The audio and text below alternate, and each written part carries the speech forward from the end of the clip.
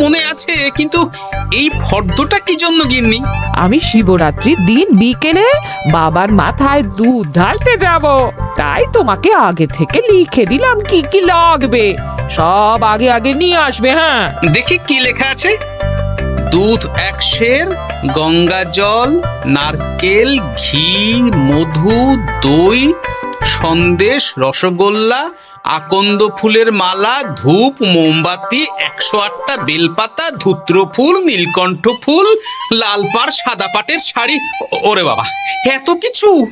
হুম, এখন ওরে বাবারে মারে কিছু চলবে না, চলবে না। আর আগে থেকে লিখে দিয়েছি, আমি কোনো বায়না শুনবো না। হ্যাঁ, যদি না নিয়ে আসো তাহলে কিন্তু চলে যাব। হ্যাঁ, বলি, শিবরাত্রির দিন তো মেয়েরা বাবার মাথায় দুধ জল ঢালে বাবার মতন স্বামীর কামনায়। তা আমি তোমার স্বামী তো উপস্থিত, তাই এত কিছু। তোমার মঙ্গল কামনায় গো, তুমি আর বাড়তি কথা বলবে না। যা বলেছি সেদিন নিয়ে আসবে। হ্যাঁ, বেশ বেশ, ঠিক আছে বাবা, ঠিক আছে। তাহলে আমি এখনই যাই, সব দোকানে দোকানে বায়না করে আসি। সেদিন তো এইসব জিনিসের চাহিদা তুঙ্গে থাকে। হ্যাঁ, তা যাও, সেটাই বুদ্ধিমানের কাজ হবে। হ্যাঁ,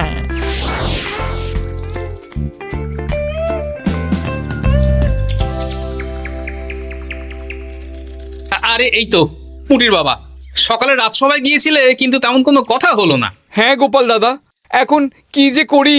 ঠিক আছে ঠিক আছে, আমি দেখছি কি ব্যবস্থা করা যায়, বুঝলে। ঠিক আছে গোপাল দাদা, একটু দেখো, বুঝতেই তো পারছো অভাবের সংসার। হ্যাঁ হ্যাঁ, কোনো চিন্তা করো না।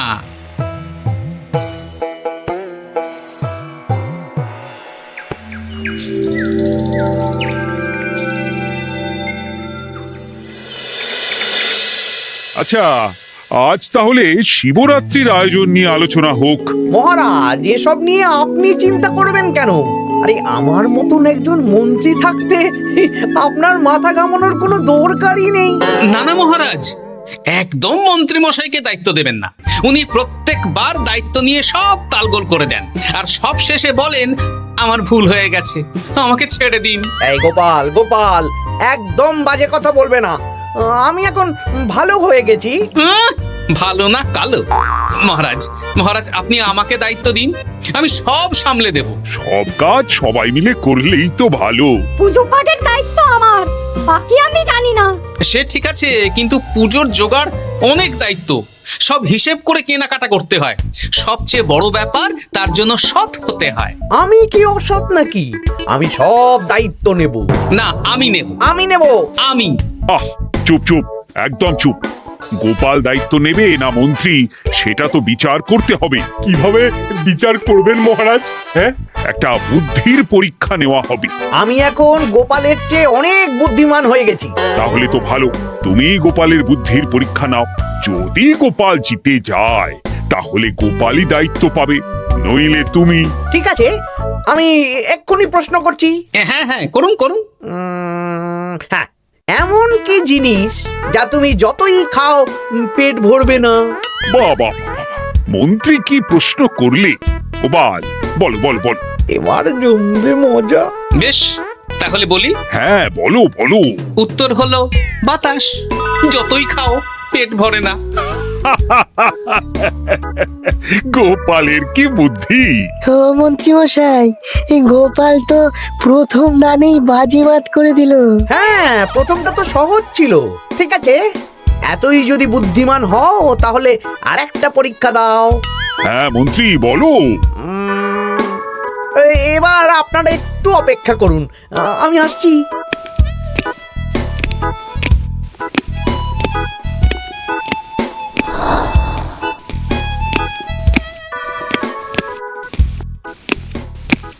এই তো মন্ত্রী এসে গেছে, আবার হাতে একটা খাঁচা। এই নাও গোপাল, এই খাঁচায় একটি অদৃশ্য মুরগি আছে। তুমি যদি বুদ্ধিমান হও তবে এর মাংস রান্না করে আজ নৈশভোজে মহারাজকে খাওয়াতে হবে। যদি না পারো, দায়িত্বের দও পাবে না। বেশ, তাহলে দিন, আমি রাতেই আসছি, রান্না করে নিয়ে আসছি। আপনারাও সবাই হাজির থাকবেন কিন্তু।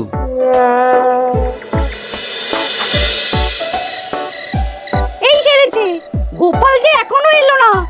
গোপাল, এসেছে। এই তো চলে এসেছি। এ কি গোপাল, তুমি তো খালি হাতে। মাংসের ঝোল রেঁধেও এনেছি। কই গোপাল, অদৃশ্য মুরগির ঝোল কোথায়? হ্যাঁ, কোথায় গোপাল? আহ, মহারাজ, অমন সুস্বাদু মুরগি আমি আগে কখনো খাইনি। আমি সেটা রান্না করে রাজপ্রাসাদের প্রধান ফটকের বাইরে রেখে এসেছি। মস্করা হচ্ছে? চলুন তো গিয়ে দেখি। হ্যাঁ, চলো তো।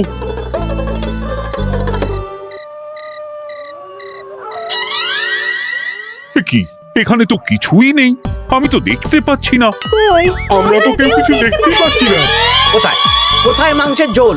আরে মন্ত্রী মশাই, অদৃশ্য মুরগি রান্না করলে ঝোলটাও তো অদৃশ্যই হবে।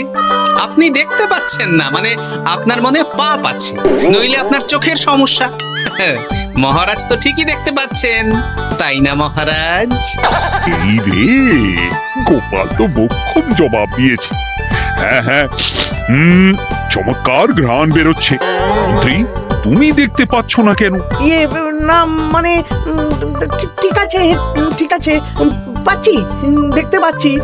একটু ঝাপসা লাগছে, মনে হয় চোখ দেখাতে হবে। তার মানে গোপাল তো মন্ত্রী মশাইকে পরপর দুবার হারালো। আর একটা সুযোগ দিন মহারাজ, শেষ সুযোগ। বেশ, দিলাম। গোপালের কিন্তু বিশাল বুদ্ধি।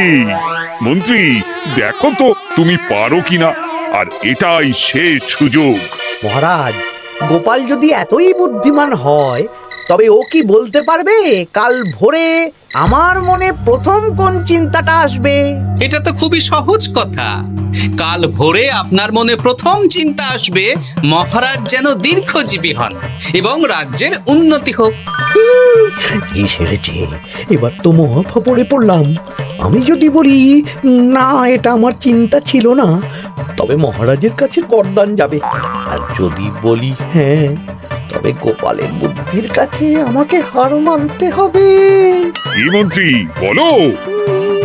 হ্যাঁ, ঠিক বলেছ গোপাল, এটাই আমার চিন্তা ছিল। সাবাস গোপাল, সাবাস, কি তীক্ষ্ণ বুদ্ধি। তাহলে এই বুদ্ধির পরীক্ষায় বিজয়ী হলো গোপাল। জয় গোপালের জয়। তাহলে শিবরাত্রির পুজোর আয়োজনের দায়িত্ব এবার গোপালের। আমার আর কোনো চিন্তা রইল না। মহারাজ, গোপাল তো সব দায়িত্বই পেল, আমাকেও কিছু একটা দায়িত্ব দিন। আমিও একটা ঈশ্বরের সেবা করার সুযোগ চাই। আহ, তুমি তো হেরে গেলে। তাতে কি, ভালো কাজ করতে চাইছি, একটু সুযোগ দিন মহারাজ। বেশ, তাহলে তুমি গ্রামবাসীদের ভোগ প্রসাদ খাওয়ানোর দায়িত্বটা নাও। ধন্যবাদ মহারাজ। হ্যাঁ মন্ত্রী, মিলেমিশে কাজ করো, কিন্তু ঝামেলা করো না। না না, আমি সুষ্ঠুভাবে পালন করব। ঠিক আছে মন্ত্রী মশাই, তাহলে ওইটুকুই করুক, কিন্তু আমার কাজে কোনো বাধা দিতে আসবেন না। না না না, তোমার কাজে কোনো বাধা আসবে না। আমি ভোগ প্রসাদ বিতরণ, খাওয়া দাওয়া, এই সব ব্যাপারটা দেখব।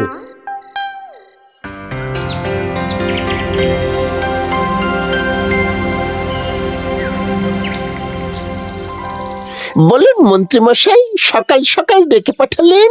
শোন বটাঘটা, এবারে শিবরাত্রি উপলক্ষে যে ভোগ প্রসাদ জনগণের উদ্দেশ্যে বিতরণ হবে, তার পুরো দায়িত্বই আমার। তাতে কি, মহারাজ আয়োজন করেন আর সব রাজ্যবাসী বিনামূল্যে খেয়ে যান। সেই প্রথা এতদিন চালু ছিল, কিন্তু এবার একটু অন্যরকম হবে। কিরকম কিরকম? তোরা দুজন আমার নাম করে সব গরিব প্রজাদের কাছ থেকে ভোগ খাওয়ার জন্য চাঁদা তুলবি। শিব পুজোয় চাঁদা? হ্যাঁ দাদা, না মানে ঘটা, খুব সামান্য। বাড়ি আর দোকানগুলোয় যাবি আর মাথা পিছু 1 আনা করে তুলবি, কেমন? বেশ, তারপর বলবি ঢালাও খাওয়ানো হবে, এলাহি আয়োজন। আচ্ছা ঠিক আছে। তবে ভুল করেও কোনো রাজসভাসদদের বাড়ি থেকে বা মান্যিগণ্যি লোকের বাড়ি থেকে এই চাঁদা তুলিস না যেন। না না, বুঝতে পেরেছি, তুলবো না। বলবি সারা রাত পুজো হবে, পরের দিন সকালে হবে প্রসাদ বিতরণ, কেমন?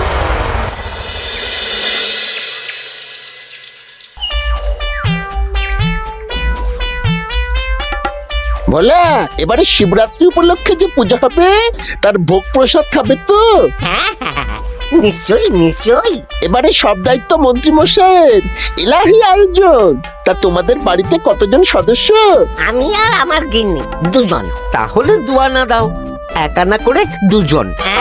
আবার অর্থ দিতে হচ্ছে? হ্যাঁ, এলাহি আয়োজন, তাই এই সামান্য অনুদান।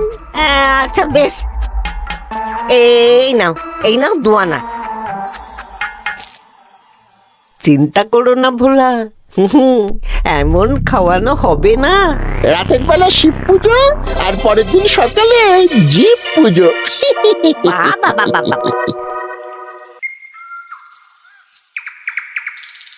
সব দোকানে দোকানে আমি যাচ্ছি, আর তুই লোকজনের বাড়ি বাড়ি যা। বেশ। রে কত হলো? অনেক হয়েছে মন্ত্রী মশাই, এই দেখুন। বাবা বাবা বাবা, এক আনা করে নিয়েই তো থলে ভরে গেছে। হ্যাঁ, এবার হবে মাছের তেলে মাছ ভাজা। মহারাজও ভোগের আয়োজনের জন্য আজকে মোহর দিয়ে দিয়েছেন। তার মানে তো আপনার মুনাফাই মুনাফা, লাভই লাভ। আমাদেরকেও কিছু দিন। দেব, এখনো কাজ বাকি আছে।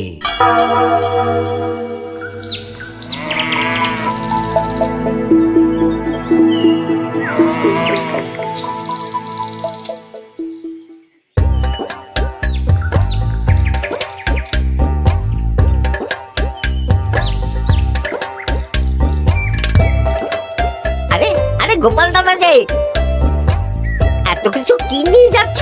এই তো শিবরাত্রির পুজো উপলক্ষে দশকর্মার বাজার রাজবাড়ি নিয়ে যাচ্ছি। এবারে তো এলাহি ভোগের আয়োজন, রাতের বেলা শিব পুজো আর পরের দিন সকালে নাকি জীব পুজো। মন্ত্রী মশাই দায়িত্ব নিয়ে খাওয়াচ্ছেন। না, খাওয়ার আয়োজন তো এমন কিছু নয়।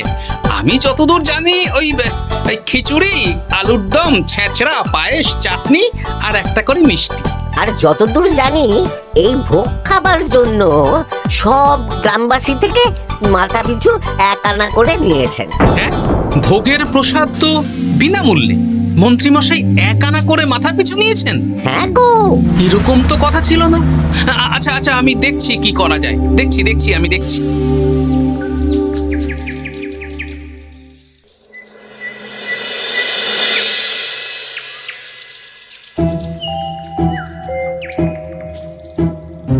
ভায়া, বলছি তোমার কাছে মন্ত্রীমশাই এসেছিলেন? হ্যাঁ, চালের বায়না করে গেলেন। তা কি চালের বায়না করলেন? খুবই সাধারণ চাল, আমার দোকানে সবচেয়ে কম দামি চাল বলতে পারো। সে চাল তো আমি পুজোর দিন পাঠিয়ে দেব বলেছি। আচ্ছা, কেনাকাটার রসিদপত্র? না, সেসব হয়নি, শেষে দেব।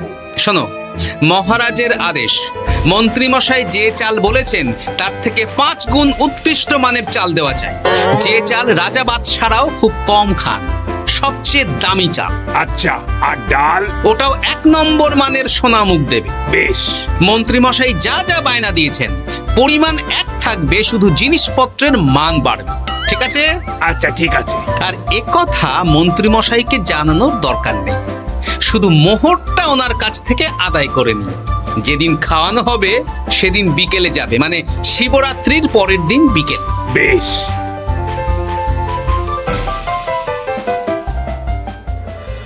নাও ধরো গিন্নি, যা যা বলেছিলে সব কিনে এনেছি। এবার আমি মন্দিরে গেলাম, কেমন? ঠিক আছে গো, তুমি কি ভালো। দীক্ষেতা, চললাম এখন ভিড় সামলাতে।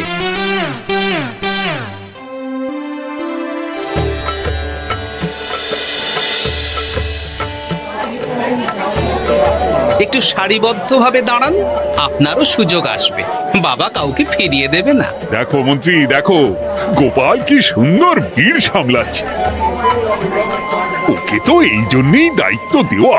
হ্যাঁ, তাই তো দেখছি। ওম নমঃ শিবায়। হে ভোলানাথ, দেবাদিদেব মহাদেব সকলের কল্যাণ করুন। জয় দেবাদিদেব মহাদেবের জয়। হে ভোলেনাথ মহেশ্বর, মঙ্গল করো বাবা। জয় বাবা ভোলাদেব মহেশ্বরের জয়। তা তোমার শরীর এখন কেমন? এই তো বেশ ভালো আছি। সবই তোমার জন্য। তুমি না সাহায্য করলে ওই ওষুধ আমার পেটেই পড়তো না। না না, আমি তো নিমিত্ত মাত্র, সবই মহাদেবের ইচ্ছে। জয় বাবা মহাদেবের জয়। চলি গো। কাল ভোগ খেতে তাড়াতাড়ি চলে এসো।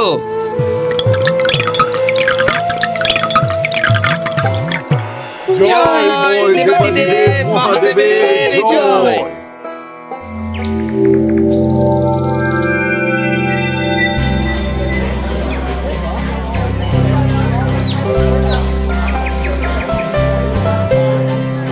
সত্যি মন্ত্রী মশাইয়ের ভোগের প্রসাদ পেয়ে মনটা ভরে গেল। কি সুন্দর রান্না, আর খাবারের গুণমান কি ভালো। তার উপর রসগোল্লা কত বড় বড়। এত বড় রসগোল্লা খাওয়া তো দূর, বাবার জন্মে চোখেও দেখিনি।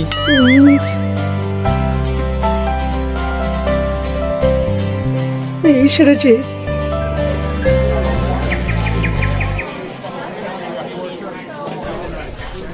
এই যে পাচক ঠাকুর, শোনো।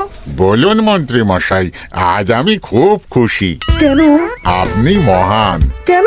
মানে আপনি যে চাল পাঠিয়েছেন সে চালে রান্না করা আমার স্বপ্ন ছিল। কি গন্ধ, কি গুণমান, রাজা বাদশাদের চাল বলে কথা। আমি তো খুব সাধারণ মানের চাল দিতে বলেছিলাম, 30 আনা সের মূল্যের চাল। কেন, নবাব বাদশাদের ঘরে এই চালটা থাকে। তাই? কোথা থেকে এলো? কেন, চালের দোকান থেকে এসেছে। মিষ্টিও দারুণ, রসগোল্লা তো নয়, যেন যেন একেবারে বড় বড় রাজভোগ। কি আকার, কি গুণমান, কি স্বাদ। আহা, দেখুন দেখুন দেখুন। বাবা, ভোলা এত বড় রসগোল্লা দিয়েছে।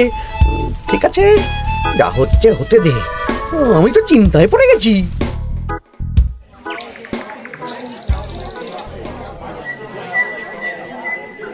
মন্ত্রী, তুমি কি করেছো? তোমার নামে তো সবাই সুখ্যাতি করছে। না না, এই আর কি। আমি যা অর্থ দিয়েছি এই আয়োজনের জন্য তো তার চেয়ে 5 গুণ বেশি মোহর লাগবে, কিন্তু তুমি কি করে করলে? মন্ত্রীমশাই সত্যিই ভালো হয়ে গেছেন। দেখো গোপাল, দেখো মন্ত্রী সত্যি বদলে গেছেন। সবই তো জনগণের সেবার জন্য। কে জানে বাবা, কি গড়বড় হয়ে গেল।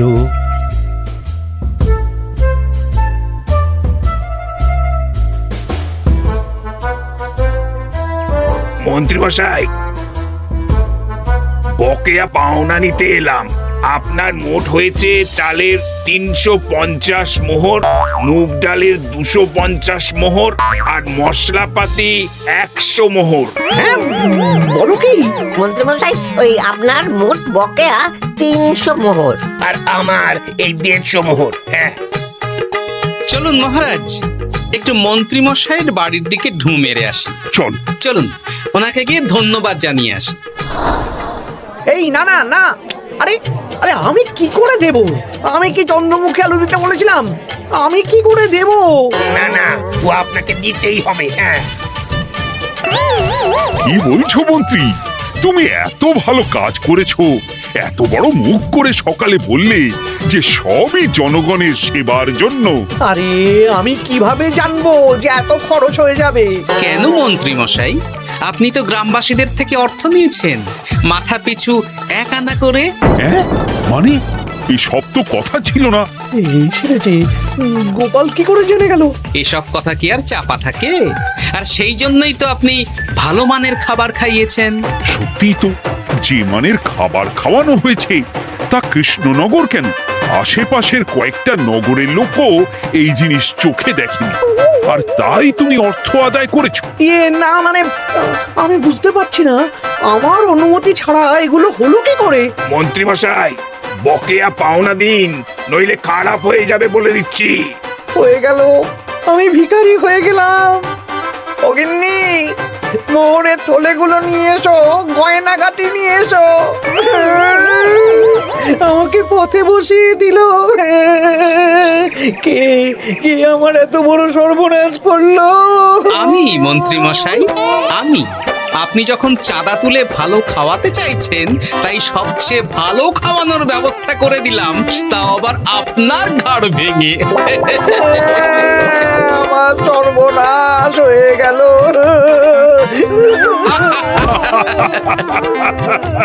জয় মহাদেবের জয়।